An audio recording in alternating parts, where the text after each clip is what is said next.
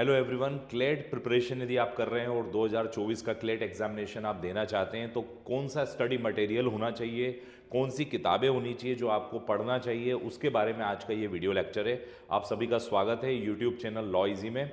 और इस चैनल में हम कानून को आसान भाषा में समझते हैं। आज क्लेट के बारे में मैं आपको बताने वाला हूँ कि क्लेट के लिए कौन सी किताबों को, कौन से स्टडी मटेरियल को आपको प्रेफर करना चाहिए।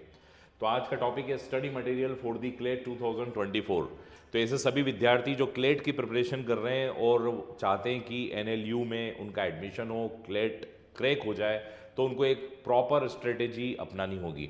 और इस प्रॉपर स्ट्रेटेजी के तहत आपका जो स्टडी मटेरियल है वो भी बहुत ही इंपॉर्टेंट होता है। कई बार क्या होता है कि लैंग्वेज हमारी मैच नहीं करती है, किसी किताब की लैंग्वेज, किसी का समझाने का तरीका ऑथर का अलग होता है, किसी ऑथर का अलग होता है।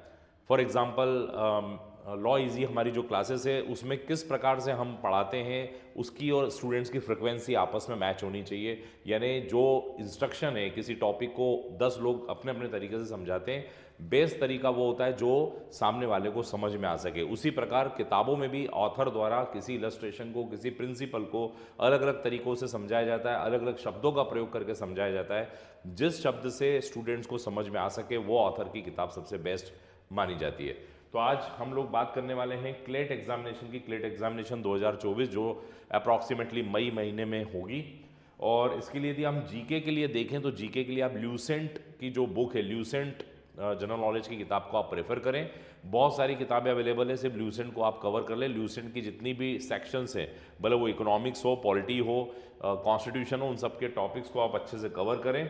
और सबसे इंपॉर्टेंट बात है, कवर करने के साथ रिवीजन जरूर करें। वीकली रिवीजन आप ये बना के चलें कि आप पढ़ते तो जा रहे हैं लेकिन अगर रिवीजन नहीं कर रहे हैं तो किसी काम का नहीं। Revision is must. और इसका वीकली रिवीजन, जो भी आपने पूरे हफ्ते भर पढ़ा है उसका एक वीकली रिवीजन करना बहुत जरूरी, तब जाके जीके कंप्लीट हो जाएगा। क्योंकि जीके एक बड़ा ही एंडलेस टॉपिक है, अंतहीन विषय है, इसमें बहुत सारी बातें आती है। इसके अलावा रेगुलर न्यूज़पेपर की रीडिंग अगर आप में नहीं है तो उसको आप हैबिट बना लीजिए। रेगुलर न्यूज़पेपर में आपको रोज़ न्यूज़पेपर पढ़ने में 30 से 35 मिनट का समय लगेगा। इस 30 से 35 मिनट के समय में फ्रंट पेज, एडिटोरियल पेज और स्पोर्ट पेज, ये 3 पेज पे विशेष ख्याल रखिए। जनरल इंग्लिश की यदि हम बात करें तो एससी गुप्ता की जो किताब है वो बहुत ही महत्वपूर्ण है। SC Gupta general English book is very important. और इसमें प्रैक्टिस एक्सरसाइजेस भी दी गई है, इस प्रैक्टिस एक्सरसाइज को कर सकते हैं। ये किताब 32 चैप्टर्स में है और लगभग ये सारे चैप्टर जो हैं क्लेट एग्जामिनेशन के लिए बहुत काम करेंगे।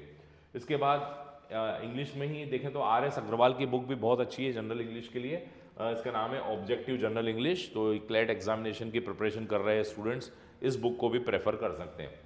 लीगल एप्टीट्यूड और लीगल रीजनिंग की बात करें तो आप सभी को पता है क्लेट में एक बहुत बड़ा हिस्सा जो है मार्किंग का वो है legal aptitude and logical legal reasoning.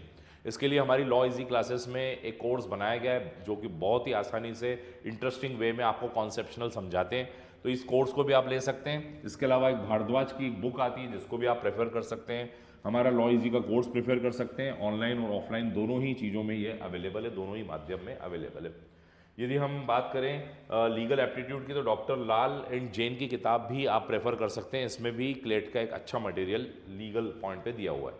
Mathematical aptitude को यदि हम देखें तो RS अग्रवाल की जो बुक है ऑब्जेक्टिव अर्थमेटिक, इसको आप ले सकते हैं। RS Agarwal objective arithmetic for the mathematical aptitude. इसके बाद हम बात करने वाले हैं करंट अफेयर्स की। तो करंट अफेयर्स के लिए आपका न्यूज़पेपर रीडिंग बहुत महत्वपूर्ण होती है। न्यूज़पेपर रीडिंग के अलावा मंथली डाइजेस्ट आती है करंट अफेयर की, या ईयरली।